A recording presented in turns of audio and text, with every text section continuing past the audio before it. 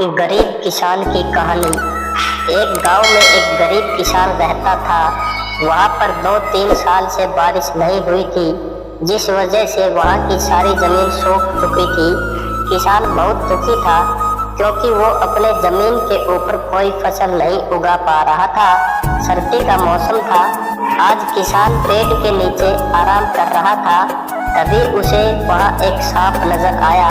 वह सांप अपना फन फैलाए हुए बैठा हुआ था।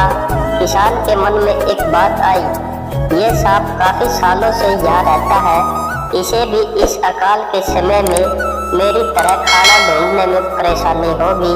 फिर गरीब किसान ने मन ही मन यह तय किया कि वो हर रोज सांप को एक कटोरी दूध पिलाएगा। अगले ही दिन किसान एक कटोरी में दूध ले आया और सांप के बिल के पास रखकर कहने लगा, हे नागराज, आपको मेरा प्रणाम। मैंने कभी ध्यान नहीं दिया कि आप भी यहीं रहते हैं। सूखे की वजह से मैं तो परेशान हूँ और मुझे लगता है आपको भी परेशानी हो रही होगी, इसीलिए अब से मैं रोज आपको एक कटोरी दूध पिलाया करूँगा। ये बोलकर किसान ने वो कटोरी वहीं छोड़ दी और वहाँ से चला। अगले दिन सुबह जब वो कटोरी लेने वापस आया तो उसने देखा कि कटोरी में कुछ चमक रहा है।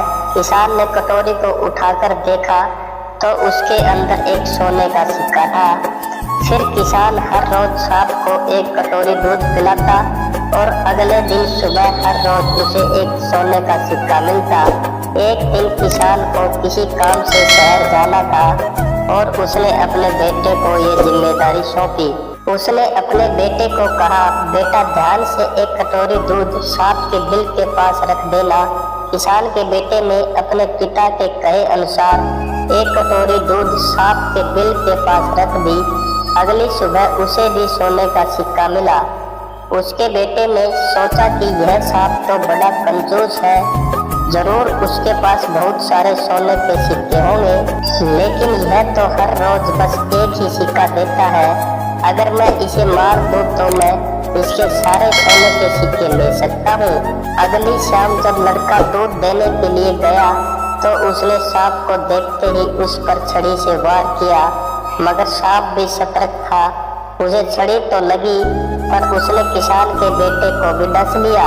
सांप का विष बहुत ही जहरीला था। देखते ही देखते किसान के बेटे की मौत हो गई और जख्मी सांप अपने बिल में वापस चला गया।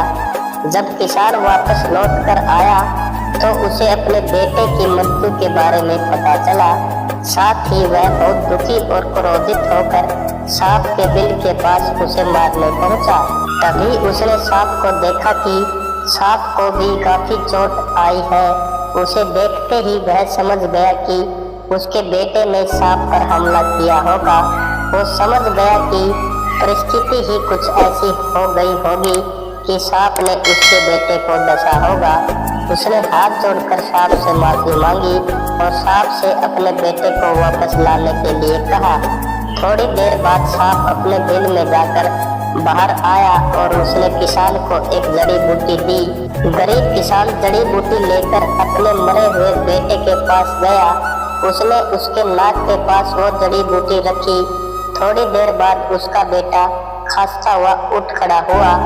जिंदा होने के बाद किसान के बेटे को उसकी गलती का एहसास हुआ। वो अपने पिता के साथ सांप के बिल के पास गया और उससे हाथ जोड़कर माफी मांगी और बोला, हे नागराज, मुझे क्षमा कर दीजिए। अब मैं किसी भी पशु, पक्षी या जानवर पर हमला नहीं करूँगा। मुझे क्षमा दान दें। सांप ने भी खुश होकर अपना सिर हिलाया और वापस अपने बिल में चला गया। ऐसे ही अन्य वीडियो देखने के लिए आप अपने YouTube चैनल को सब्सक्राइब करें। धन्यवाद।